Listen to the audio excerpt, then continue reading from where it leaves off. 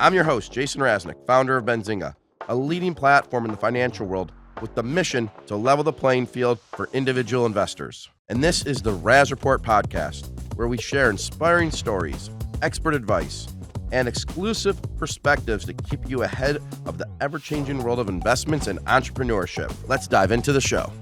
All right. Welcome back to the Raz Report podcast. I'm here with the namesake of the podcast, Jason Raznick. Jason, how you doing today? What up, Aaron? Thanks for coming out.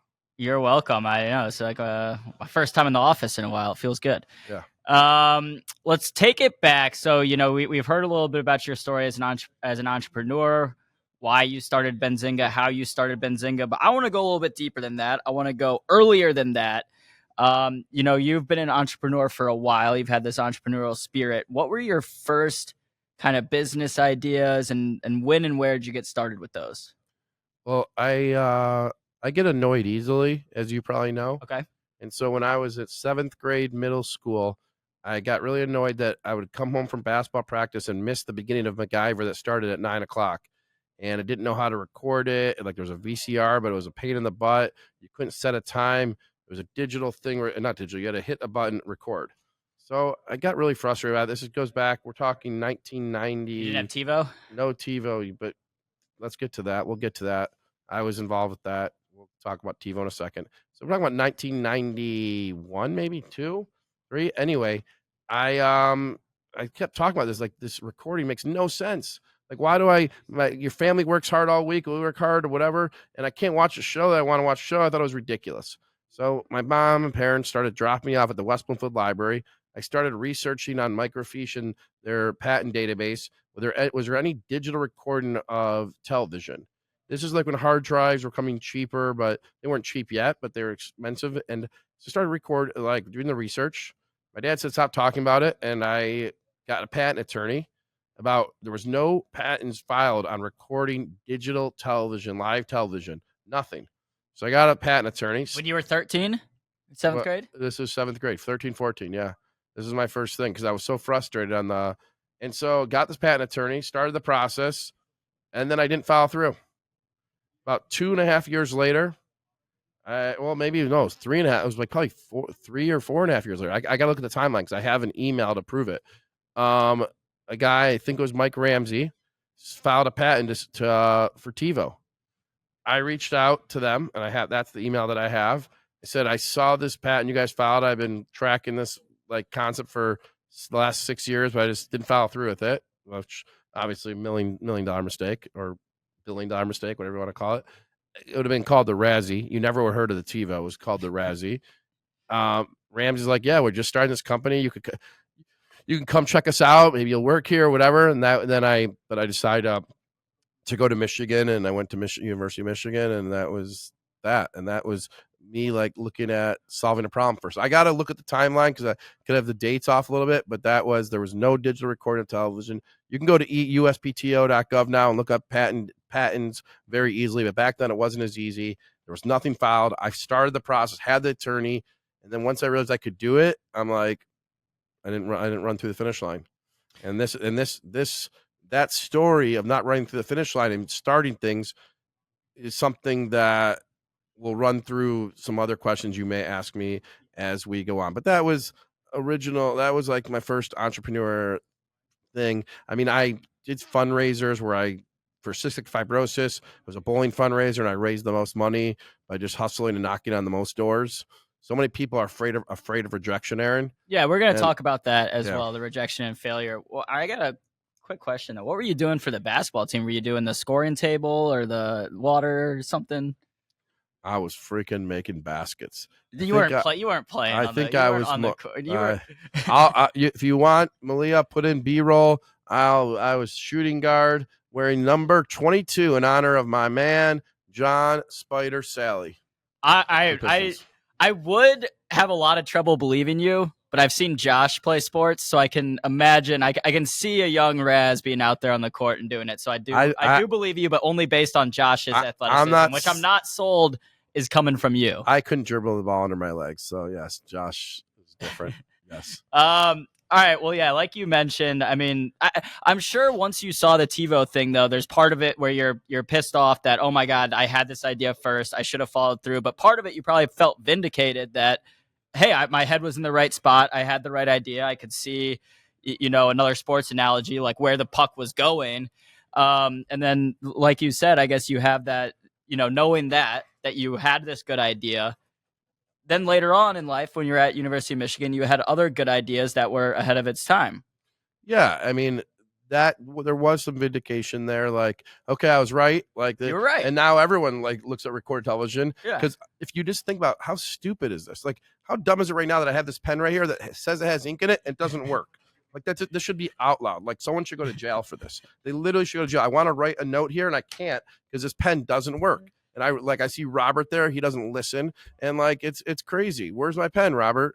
Anyways, so now we're in high school. Then we get to college. It's the University of Michigan. Yep. Beautiful Ann Arbor, University of Michigan. Pretty good. Who'd you trick to letting you in there? I was that actually I did well in college, even though they told me I'd never be able to my parents I'd never be able to read, and I was had learning resource room back in middle school and elementary school, and then like high school I turned it on and I worked hard. I had to work harder. I'm not smarter. I'm not this. I had to work harder. Like, I had to work harder than the average Joe. The whole ADD, this thing, organized handwriting. But yeah, so go to Michigan, and I didn't understand why textbook. Well, there's a few things before Michigan, before the summer of Michigan. I was like, why can't I just order camp packages like online? So I think I bought the domain names camp packages, camp package with a dash, without a dash, for like care packages to send to someone at camp. Yes, exactly. Okay. Yeah, got that thing going, but then I didn't follow through with it, and I think I let the domains expire on that, which would have been a good domain. It's a little bit more niche than the recorded TV, but I'm sure it still could have been successful. But yeah. So let's talk about some of these. So Michigan, the business, airplanes. You want to go? Yeah, let's talk about some of the ideas that you had in college, and then when you started, I guess, this process of at least starting to follow through with these ideas versus just having them. And then, like, what was the first legitimate thing you were working on in college? And ideas, Aaron, like, ideas are like noses. We all have one, right? Or ideas are like eyes. We all have two. It's really the execution of the idea. So one of the first things I did in college, or it wasn't my freshman year, but I started a thing called College Book Zone. It pains me to say the name right now because College Book Zone was selling textbooks online. I was one of the first textbook sellers online. There was eCampus, well, that came later. It was Varsity Books and Big Words and College Book Zone. And one day, Yahoo ranked us on their page. At the time, they did an alphabetical order in their rankings at Yahoo. They had categories, textbooks. We were C, so we showed up really, really high. So I was getting like orders from all over the world, Aaron. I had textbook orders from all over the world. Now, I had a drop shipment person, company. I figured there's these companies, Baker Taylor, a bunch of others. So in essence, Aaron, you order textbooks on my site, it goes to the vendor, they ship them. Well, at the time, the vendor doesn't have all the books. So you can have an option, either say you don't have the books in your database, or say you do, and then I go directly to the publisher. Well, I did the latter. I said I did. I go directly to the publisher. Well, you get a better deal on those ones too. There's about 9 to 15 kids that ordered textbooks from College Book Zone that I never charged because I got them shipped to me, then I shipped them out. They never got charged. So there's like 9 to 15 kids that never got charged who paid about $4,000. I just let go because I got excited by the order and then I wanted to fulfill it. And I didn't get excited by I got to go type this person's credit card in. You know what I mean? Right. That didn't do it for me. So how much of this at the time was like you have the idea, you start doing it, and then while you're doing it, you're figuring out how to make these things work? Because I think a lot of people that have ideas think they need to have every single little detail planned out as opposed to just figuring it out on the go. Yeah. I mean, like there was, I didn't have everything planned out. Like the website, in college, and they weren't even like into startups. I don't even think I got credit, but I got some kids to join up with me at one point. But like, how do you market it? How do you get the word out, right? So I didn't have like my plan prior to it, but I'm like, a lot of people go to Michigan football games. So the night before the first game of the season against Notre Dame, 106,000 people. I went to Home Depot and then Kinko's. Home Depot to buy 2x4s of wood, and then Kinko to print out signs that say, like, get your textbook at College Book Zone, right? And get your textbooks. And so I got like 12 2x4s. So you walk up to the stadium, went to Kinko's. Kinko's is, they didn't charge me as what, they were like helping me out. It was 2 or 3 in the morning. Then I'm hammering these things. So now you have all these signs. The next thing I did, or before that, was over the stadium. They have airplanes that fly over stadiums with signs. Well, they usually charge anywhere from $1,000 to $1,500 for those signs. I didn't have any money. So I'm like, all right, $300, and there's 3 different airplane companies. And they said, no, we can't do that. Finally, Friday at the end of the day, like 5:00, they called me like, you still want that sign? I'm like, sure. Like, your budget's still 300. I'm like, sure. Like, okay, we can do it. And so I had the airplanes fly over the field of Michigan, and I sold tons of textbooks that day. Okay. And I had people buying textbooks from everywhere. Then I sold calculators. It was TI-82s. If you went to my parents' basement, I had this stuff there. And, I wanted to build like the next Amazon in the beginning stages. Borders was right in Ann Arbor. Borders would have liked to have a college brand, but at the time I just wanted to do my own, and I didn't go to Borders, and potentially could have sold it to Borders. I just kept doing it on my own, and it was definitely an interesting experience. I've sold thousands of textbooks to pretty much every state in the country. Yeah, I mean, that's impressive. And it's like you said, like you're like scrambling for these marketing efforts the night before. It doesn't have to be this whole planned out thing for it to be effective. You just have to be willing to do it. And I think that's what it's what I talk about even here at Benzinga. Like, couple guys here want to do a golf show. I'm like, okay, where is it? Like, oh, there's nothing to plan. Just go do it. You go do it. And if you do it, if you do it, your likelihood of success versus talking about it and not doing it is 100 times over. Yeah. Like, how is your golf show going, Aaron? I was never me talking about doing. Yeah, you and Aaron Thomas. I will do it in that back area. You guys still haven't done it. Okay. In hindsight, it might have been more effective to do the airplane marketing over the last game of the season compared to the first game. Explain. Because in September, the semester's already started. People probably already have their textbooks. No, you don't think people people are still switching classes, syllabus week. No, the first game of the season even starts before class starts. Oh, really? Yeah. In Michigan. Okay, so where I went to college, that wasn't the case. The first game of the season was always like a couple weeks after. So I was thinking in November, people all need their textbooks for second semester. But and what happened, Aaron, with that business is, I made like 12% margins. So I'd sell you textbooks for like $300. I would make $30 or shipping, etc. Right? I didn't love the margins. Sometimes less money. I didn't love the margins. I didn't like that I had to ship product. So then I'm like, what would people pay for that doesn't have to ship product, right?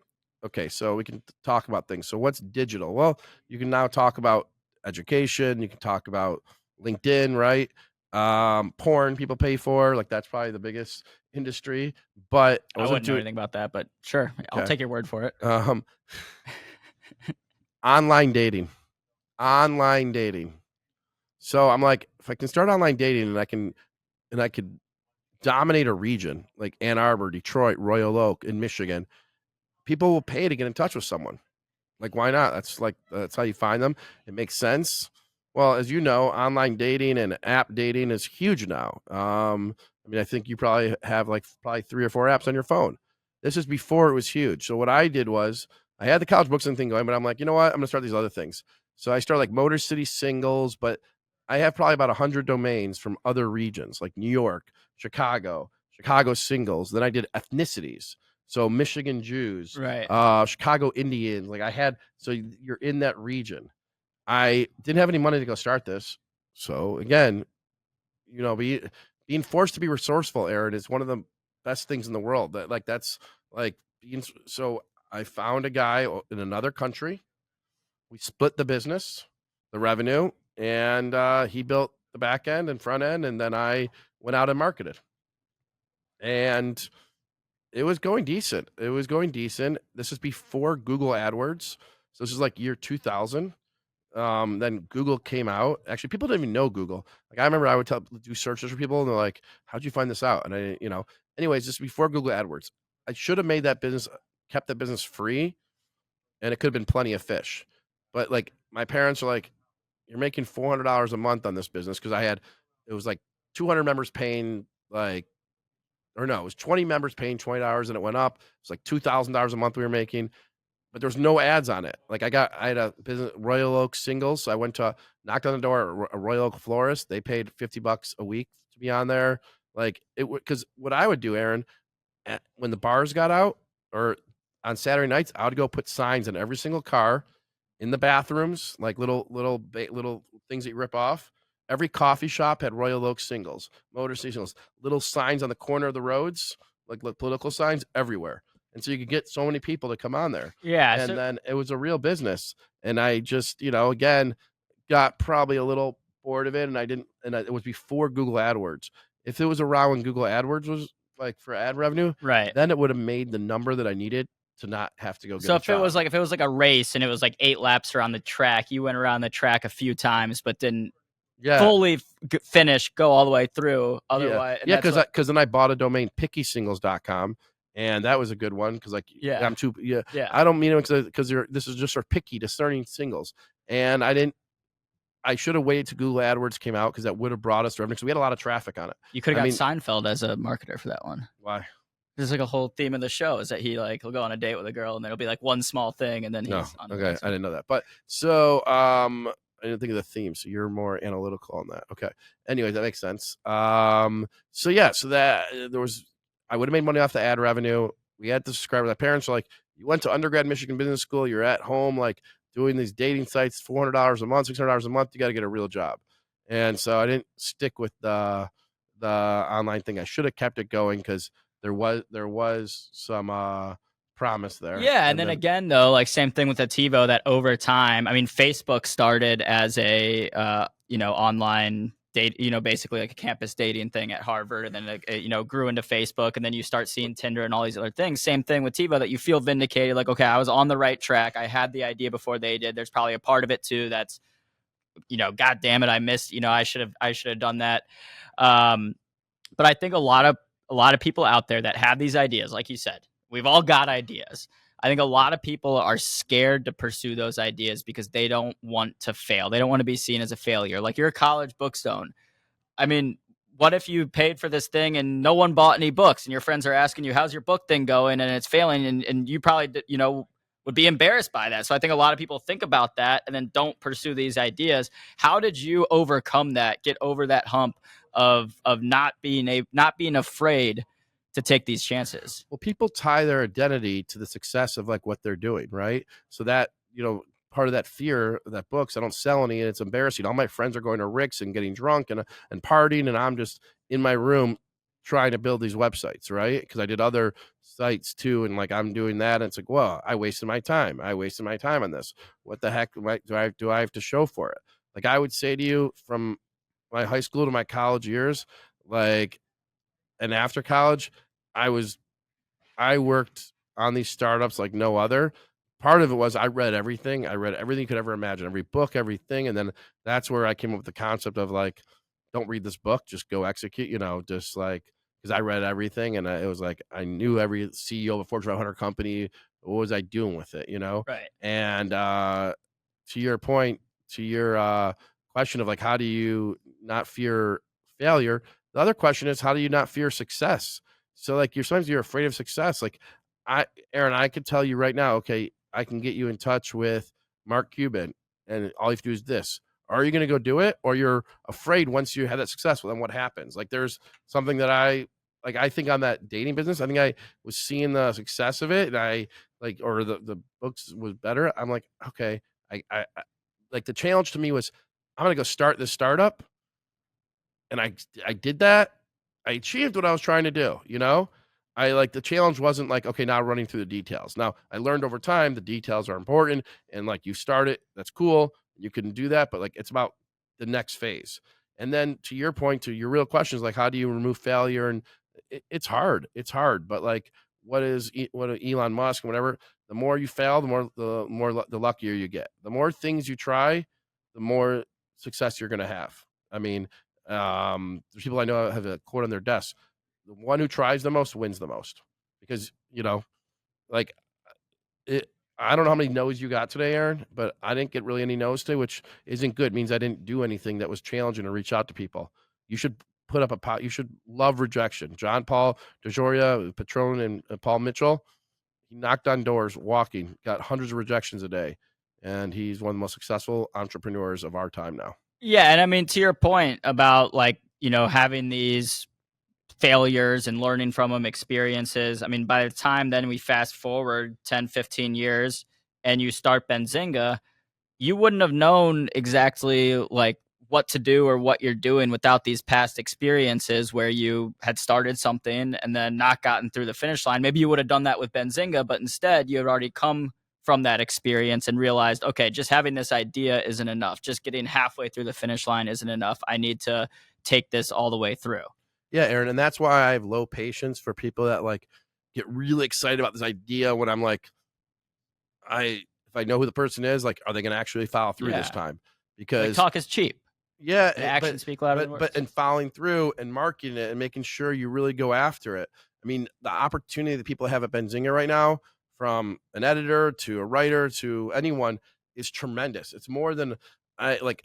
I didn't have a platform, so yes, those things taught me it's all about the follow through and getting it done, and not the person saying, "Hey, I'm gonna go do this golf show," and then not do it. Like I want people to learn from my mistakes, because I had mistakes. I could have sold that textbook business for multiple millions of dollars, and I was 20 years old, 21, and I could have. And I'm like, oh no, I'm gonna build the next Amazon. But I was also like, oh, I can't talk to borders about it. I don't want to steal my idea, which was the dumbest thing ever.